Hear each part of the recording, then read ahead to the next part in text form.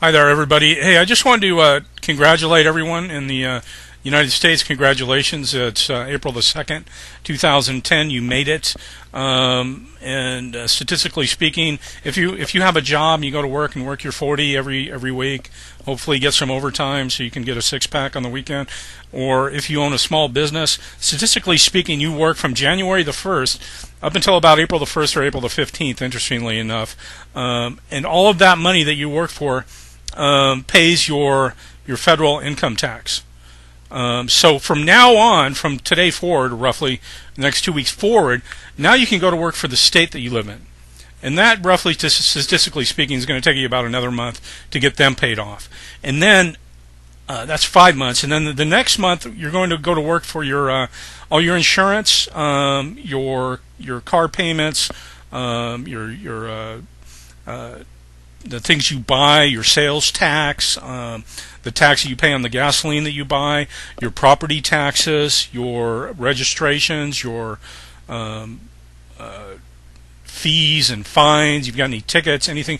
So that's about another month. And then, hopefully then you'll be able to, make your house payment, pay your rent, pay your property taxes, all that good stuff. So I just want to congratulate you. Congratulations. You made it this far. And now the next month, now you're working for the state that you live in. So just keep working hard and struggling. And hopefully, now the bankers are doing very well, and they appreciate what you've done for them. But you know what's interesting? Back when there was like actual slavery in this country or in the world, they figured that the slave masters or the slave owners would only really net only about 10% profit off of their slaves, because they had to feed the slaves, they had to house the slaves, they had to guard the slaves, they had to take care of their health. And the slaves got sick, and there was downtime and growing the crops and picking the crops. It was really they only netted about 10% interest or 10% profit. So that what they did is they figured a much better way to do that. Now, in other videos, I've gone back and I've talked to you about how the United States of America got started. Of course, we were in the war with Great Britain, the British, fighting for our freedom, our liberty, and apparently we won. But the troops really didn't even leave until like 18-something. So, who knows what a bunch of crock of shit that is. But the funny thing is that we owed all these debts for all the money we borrowed to win this war, and to like the French or somebody or the Rothschilds, I don't know. And so they went to the King of England, or they went to the States, and they said, will you help us pay this debt? And I guess they said no. So that wasn't going to work, so we had to pay these debts to be a good country. So they went back to the King of England and said, hey, will you help us pay these people off? And the king said, yeah, what do you have as collateral? And they said, well, we'll put up our federal government, the sovereignty of the federal government. He said, fantastic. So they just sold the whole fucking thing they just fought for back to the king so they could pay the debts. And then they set up, and I'm being very vague about this, but I'm going to give you the gist of it. They set up what's called, the king goes, well, I want an interest in everything there. So what I'm going to do, we're going to set up we're going to charter a bank. It's going to be called the Bank of the United States. And look at the Bank of the United States, because it was a privately owned corporation, where only 25%, I think, of the corporation was actually sold to Americans. And the rest was all offshore. And so the charter for that bank was for 20 years. After the 20 years was up, Congress didn't reenact it. So then you have what's called the War of 1812, when the British troops came in from Canada, came down, and they burned the White House. Why did they do that? Because the White House held all the titles to the government, to the land, or whatever they put up as collateral. So they came down, they burnt the White House, and they took control. They got the titles, and they took control of the federal courts. So now we have what's called the Bar Association running all of our federal courts and even our state courts. And the Bar Association is an acronym for the British Accredited Registry. This is a society of the English Crown, and their main job is to basically be the overseers of the bankruptcies and to get as much money out of you and me, the sheep or the cattle, as possible. So no matter how hard you try and you want to go in, they're foreclosing on your house or whatever.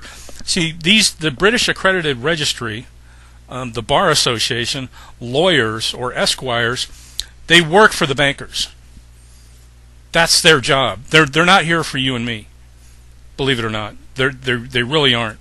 And all of the police and the FBI and all these other sub corporations, all the money trickles through the court system back over to the bankers. And every year we were a republic for about 7 years, and then after the international bankruptcy cycles last for 70 years.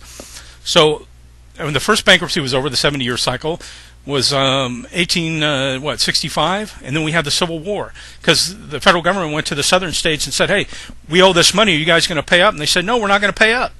So we went to war with them. And after that war was over, they never came back to the Congress, and we went into what's called emergency war powers. And they started a company called the United States Corporation. We're not even under a republic anymore. It's a corporation, and it's a military dictatorship, democracy. Everything they taught us in school is bullshit. It's a military democracy. That's why the president is the commander-in-chief of the army, and we're under emergency war powers. We're all under an emergency war thing right now. And another 70-year bankruptcy cycle goes by, and they owe more money to these international bankers. So what they do is they put the states up as collateral, and after that they put you up as collateral. In 1933, 29, you had the stock market crash. They put you as collateral. All the labor that you work for throughout your whole life is pledged to them.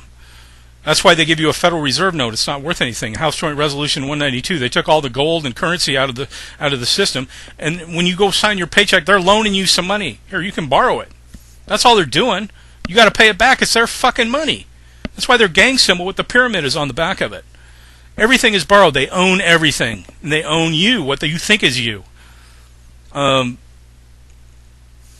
just know this, man. When you file in your income tax, all that shit, you're just paying tribute to the frickin' Queen of England and these international bankers, the Rothschilds. Who knows who they are? The black nobility.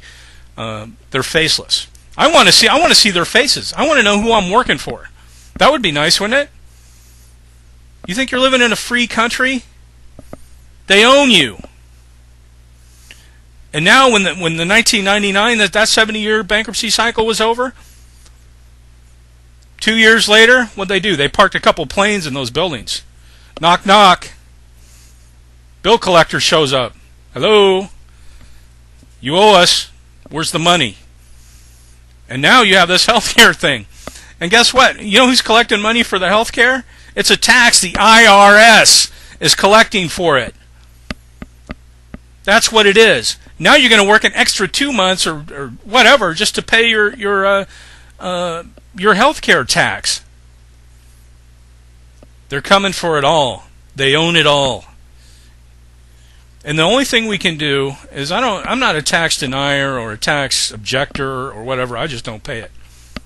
Say what you want. I haven't paid it in 20 years. I don't care. I'm not going to be a part of it. But I don't have to either because there's no law that says I do. There is no law, people. But you just go along to get along. The only thing you can do is just stop paying them. That's all you can do. That's all any of us can do. Just stop paying them. Instead, go to stopthepirates.blogspot.com. That's my blog. I have some really good information I'll shoot over to you. Stopthepirates.blogspot.com. You need to get this information and share it with everyone you know. Really.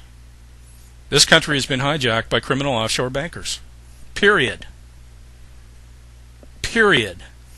Go to www.stopthepirates.blogspot.com. And congratulations on making it to April to pay the bankers. They appreciate it.